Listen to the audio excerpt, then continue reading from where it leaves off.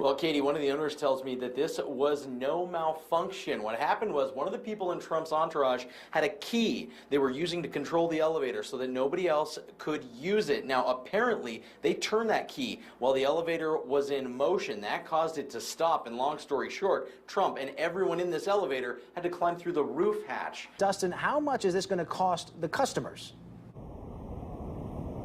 Well, Colorado Springs utilities officials say they don't know just yet how much of a rate increase they're going to need to try and prevent things like this from happening. 11 News reporter Dustin Cuzick was there while the bear was in the restaurant. He's there now. So, Dustin, how did the bear get inside? Well, Diane, that little cub had been spotted walking around downtown Colorado Springs, but before authorities could catch up with her, and while employees were working inside of the restaurant here, they say she made her way through that open front door. She came down the hallway here and went right back into that back stockroom. Now, when I got here, the cub was on a shelf in the back of the stockroom. Standoff is still very active. I'll let you take a look. Just a couple seconds ago, even, we heard several loud booms, presumably those flashbang distractive devices that... Well, for utilities customers, it should mean a rate decrease. Danielle, they tell me they're concerned. They're concerned with how dry it is in the area and how dry all of this brush is. Dustin, we hope the water is all gone by now, is it? It is, but you can still see the rocks and mud left behind after the street was completely underwater earlier. The water receded in a matter of minutes, but it filled the streets even faster and caught some drivers completely off guard. Way too deep for most drivers. Look at that. There's a car that's not going to make it out. Loandra Miller says she hesitated when she saw 19th Street start to fill with water, but she gave it a try. Maybe I should just pull over and wait for the rain to pass a little bit.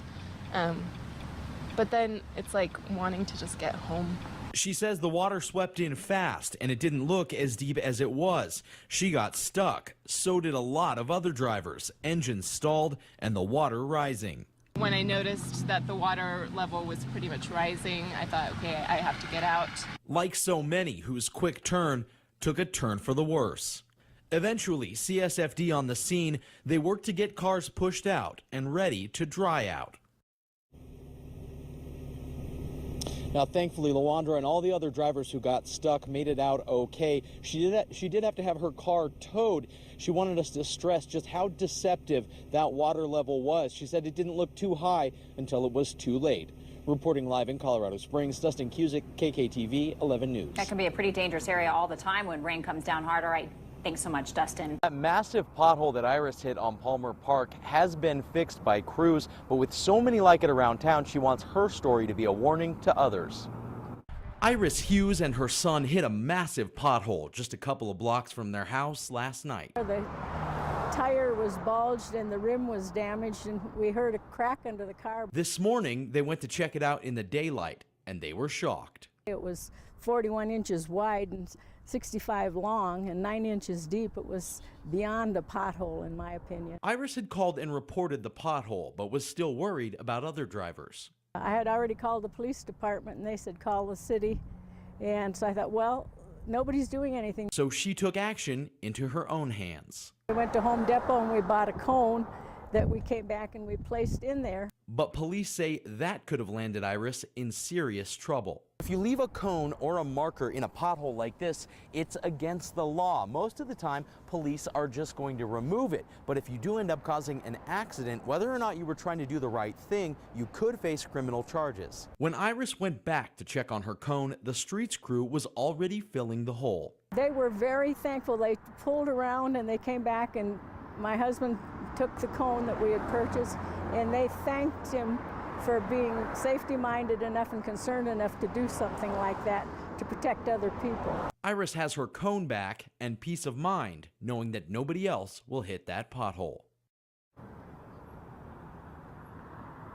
Now, Iris told me that she's very happy with how quickly crews got out there and repaired that pothole. She's upset, though, that nothing was done in between the time that she reported it and the time that it was fixed to make sure that nobody else hit it. Police say that when a motorcycle officer tried to pull Denartog over, he threw his SUV in reverse and hit that officer's bike with the officer still on it and took off. Charles saw the whole thing happen.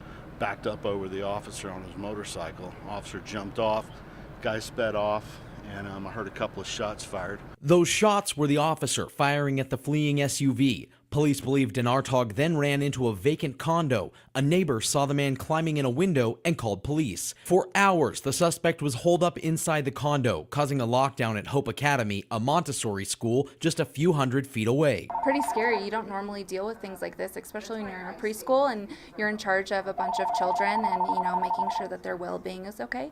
It's definitely scary. After hours of SWAT flashbangs and trying to call the suspect, a police dog was finally used to bring Dinartog out. Police initially said that he had 3 more people in the car. They were caught up with and questioned, but Dinartog was the only one arrested. Now, that motorcycle officer was taken to the hospital with minor injuries. Dinartog was also taken to the hospital for injuries he got from that police dog. Now, both are expected to be okay.